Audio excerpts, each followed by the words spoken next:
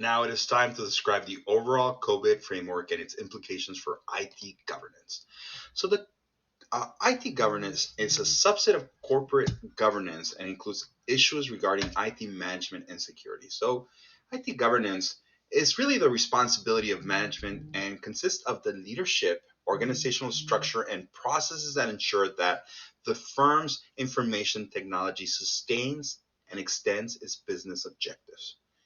You want to make sure that you include everybody who is on the leadership team and that every organizational structure is involved in making decisions for your information technology. It cannot be just as simple as buying whatever computer you want or whatever system you want.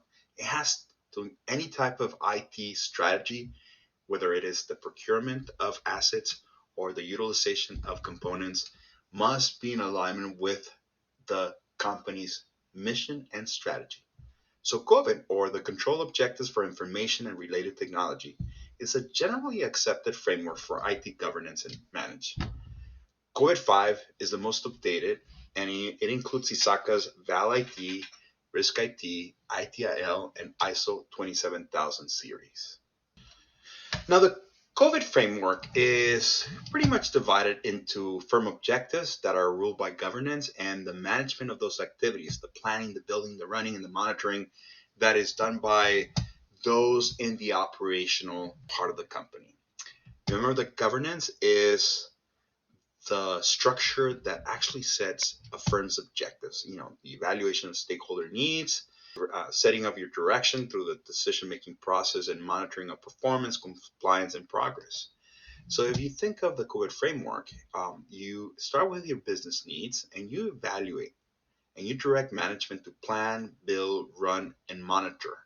And the results from the monitoring go back to your governors or those members of the leadership team that are looking at the feedback that you're getting from the implementation of governance in key areas. So you're looking at key performance indicators to see if in fact the IT that you've implemented is actually delivering on its promise, whether it is simply the return on investment or if it's creating any type of variance in any of the standard processes and objectives that you have, whether those include strategic, compliance, operational, or any type of reporting.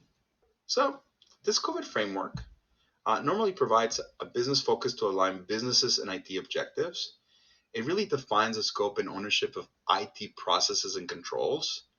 It is consistent with accepted IT good practices and standards and provides a common language with a set of terms and definitions that are generally understandable by all stakeholders.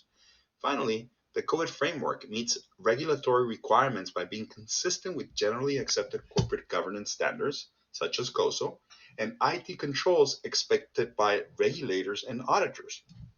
So think of COBIT as the framework that you will use in coalition with the COSO to have controls over your internal information technology.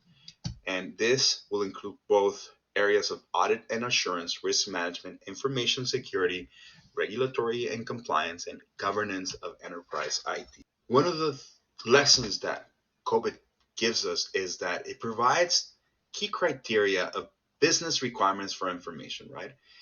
It makes sure that our information is effective, relevant, and timely, that it's efficient, that it's produced economically, that it's confidential, any sensitive information is protected, and that it has integrity, that it's valid, accurate, and complete, that it is available, meaning that information will be available when needed, that it's compliant with any type of law or regulation, and that it's reliable for daily decision making.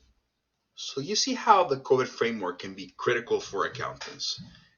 One of the things that you will be working with as auditor is to make sure that you are providing assurances, that you come in as an external party to review the system of documents, policies, and procedures, that you assess the effectiveness of controls that you put, whether they are controls for operational procedures or information technology procedures. And that is where the reporting of financial statement gets affected the most. It's so easy to go in and manipulate a financial statement.